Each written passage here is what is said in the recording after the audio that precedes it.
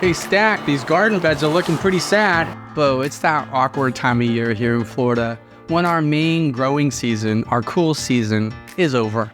But if you take a closer look, you'll see vibrant seedlings popping up in between those crops. How's it growing? One of the things I wish I knew before planting my first cover crops was to use a certain fertilizer. Fertilizer? Come on, you're basically growing fertilizer. Why would you spend money on that? Yeah, that's what I used to think. Years ago, I ditched synthetic fertilizers, and now I mainly rely on compost, chop and drop, and amendments to manage root-not nematodes. There are many benefits to using cover crops, right?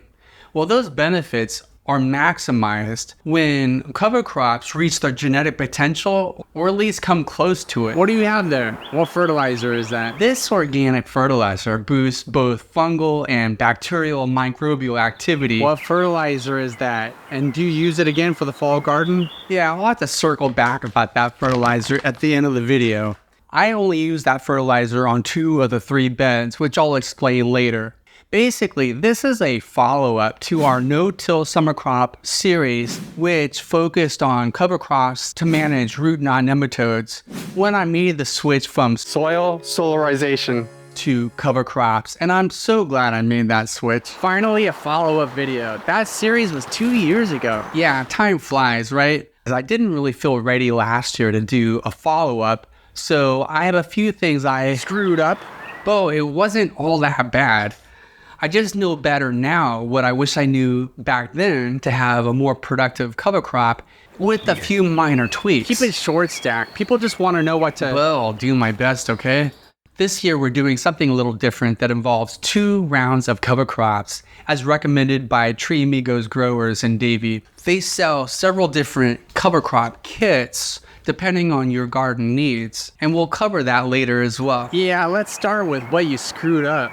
It was a learning experience, and we'll get to that soon. But first, let's hear from Bo about how your garden can benefit from growing cover crops this summer. Oh, so you just want to kick another can down the road.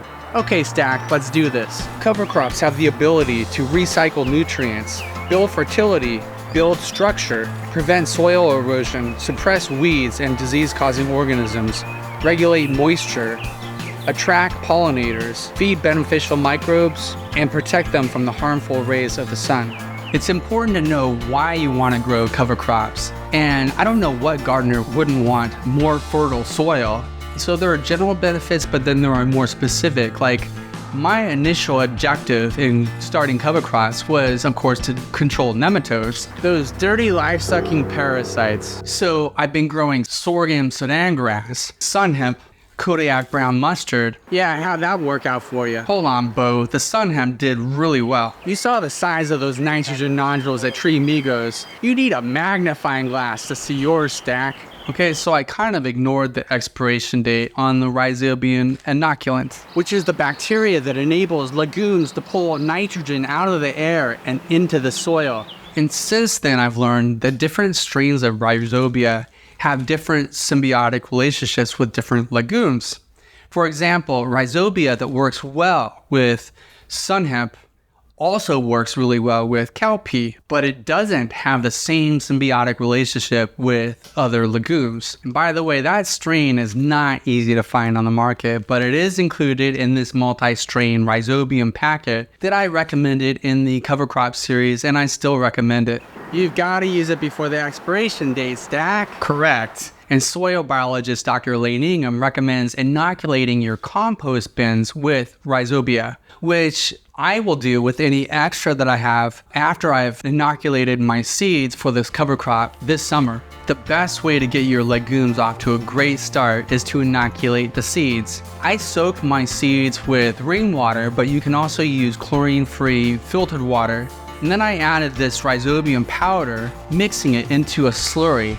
The bacteria can adhere to the seeds much better when the seeds are damp. It's important to be able to recognize the difference between a nitrogen nodule on the roots of a legume and a nematode knot. Great point. Nitrogen nodules on any legume like sun hemp or cowpeas are a great sign that the rhizobium bacteria, or at least the right one, was present. This bacteria has a beautiful relationship with legumes, as Bo mentioned. Legumes can pull nitrogen from the air and accumulate it in the soil, but they need this rhizobium to do so. So tell us how we can tell the difference. And that's easy. You can easily rub off a nitrogen nodule, but the nematode root-knots do not just rub off. It's a gall that has grown inside the root tissue. Regarding the other two cover crops, sorghum, Sudangrass, did okay. According to Jason at Tree Amigos, it was a bad year for Kodiak brown mustard seeds for some reason. And there are many cover crops that you can grow to help control nematodes. You can either pick up a nematode control seed packet from Tree Amigos growers in Davie, or go on their website to at least learn about their kits that they have. Also, there's a great IFAS article linked in the description with recommendations for Florida.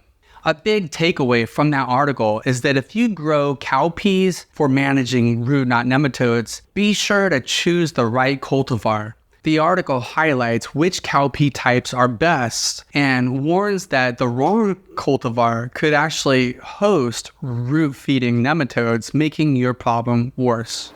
Okay, now it's summertime, so explain why you interplanted the cover crops with the cool season plants. Well, like I mentioned, we're trying 2 rounds of cover crops this year. I planted the first round in any available space throughout the month of May to get an early start. So we're ready to terminate the fall, winter, and spring crops now.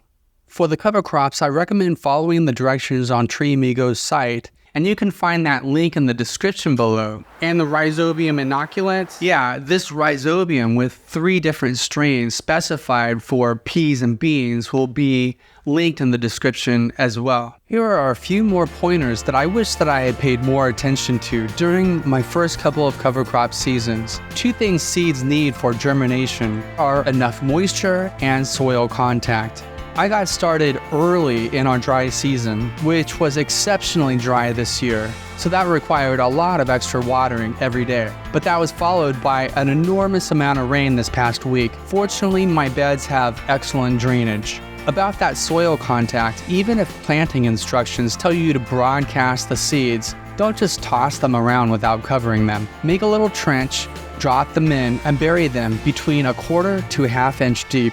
Now what about that fertilizer? Tell them why you only use it in 2 of the 3 beds. This is BioLive by Down to Earth, and it's derived from fish bone meal, fish meal, alfalfa meal, crab meal, shrimp meal, langbonite, and kelp meal. It includes humic acids and select mycorrhizal fungi and bacterial species that rapidly colonize the soil. However, why should I avoid using this on certain beds? The label specifies that it's suitable for all plants except for brassicas, and I fertilized the cover crops in 2 of the beds with this product, and I particularly want to skip it in the bed where I'm going to plant the leafy greens in the following season. I've chosen to skip applying it to the bed both when planting the cover crop and especially before planting the brassicas. Instead, I'll amend that soil with a more bacterial-dominated compost, which led to a great brassica season last season. Unlike most plants, brassicas don't engage with mycorrhizal fungi. In fact, they can be hindered by it. I practice crop rotation, and I know which bed to exclude from this fertilizer in the fall. Those in the South Florida, you can get this at Tree Amigos growers or find the link in the description. You ready, Bo? Live regeneratively And let's grow together.